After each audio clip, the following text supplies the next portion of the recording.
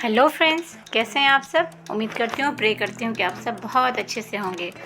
तो आज एग्ज़ाम के मद्देनज़र मैं लेके आई हूँ आपके लिए चित्र वर्णन या पिक्चर कंपोजिशन। तो इसमें सबसे पहले हम कुछ नियमों को समझ लेंगे कि चित्र वर्णन अगर हम कर रहे हैं, चित्र के बारे में अगर हम कुछ लिखने जा रहे हैं तो उसमें क्या क्या चीज़ें हमें ध्यान देने वाली बात होती हैं और कौन से ऐसे शब्द होते हैं जिनको हम बार बार यूज़ करते हैं तो वो हमें अच्छे से लिखने आना चाहिए। तो सबसे पहले अगर हम किसी चित्र का वर्णन कर रहे हैं तो उसमें उसी चित्र के बारे में हमें एक्सप्लेन करना है, उसके बारे में लिखना है। जैसे आपके सामने ये चित्र है, ये पिक्चर है। इसमें आप देख रहे हैं कि दो बच्चे हैं जो कागज़ का नाव बना के खेल रहे हैं और दो बच्चे हैं जो बारिश के पानी में खेल रहे हैं। एक मोर है जो पंख फैला के नाच रहा है, बहुत खुश दिख रहा है। बारिश हो रही है, हर तरफ हरियाली है।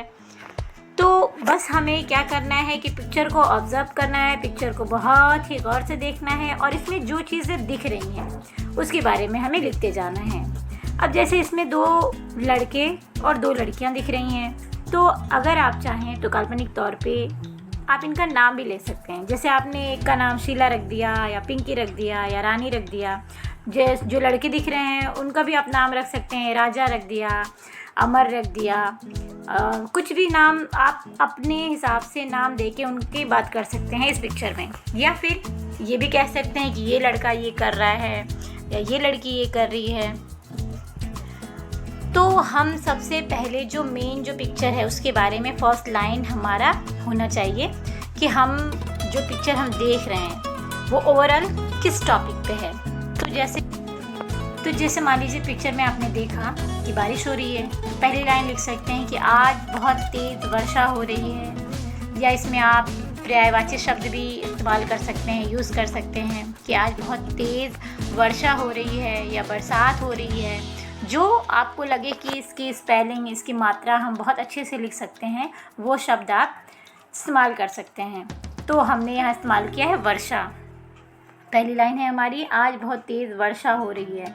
अब वर्षा की जगह आप बारिश यूज़ कीजिए या फिर बरसात। अब जो दूसरी लाइन लिखेंगे इसमें हम ये लिख सकते हैं कि इस चित्र में ये लड़का पानी के साथ खेल रहा है या ये लड़की ये कर रही है।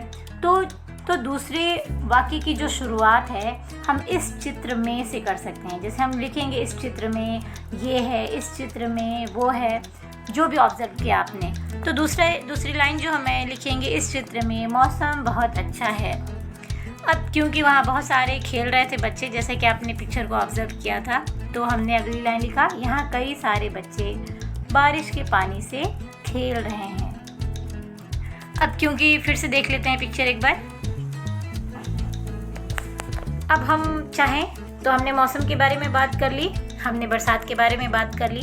अब इस पिक्चर में हम देख रहे हैं मोर है जो पंख फैला के नाच रहा है, बहुत खुश नज़र आ रहा है। क्योंकि मोर क्या करते हैं, जब बारिश होती है तो काले काले बादल को, मेघों को देखकर ये खुश होकर अपने पंख फैलाकर नाचते हैं। तो इनके बारे में लाइन लिख लेते हैं। तो हमने देखा कि मोर काले बादलों को देखकर खुश हैं।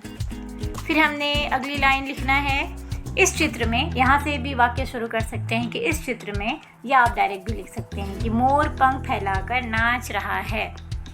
अगली लाइन में हमने लिया है, दो बच्चे कागज़ का नाव बनाकर बारिश के पानी में तैरा रहे हैं।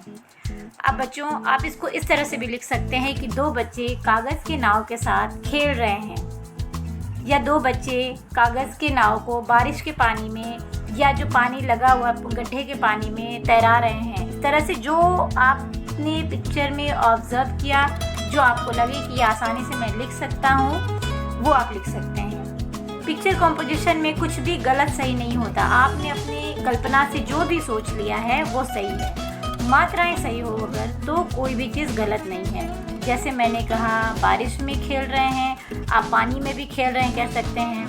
जो भी आप इमेजिन कर सकते हैं वो लाइन आप लिख सकते हैं। अगली लाइन जैसे कि मैंने कहा था कि आप पिक्चर में देख के जो बच्चे बच्चियां जो चीज़ है उसका नाम खुद से दे सकते हैं। तो जैसे कि आप देख रहे हैं नंबर 7 पे मैंने दो बच्चों का नाम दे दिया है, एक का पिंकी, एक का गुड्डू। तो मैंने इसके बारे में लिखा है लाइन, पिंकी और गुड्डू बारिश के पानी में भीग रहे हैं।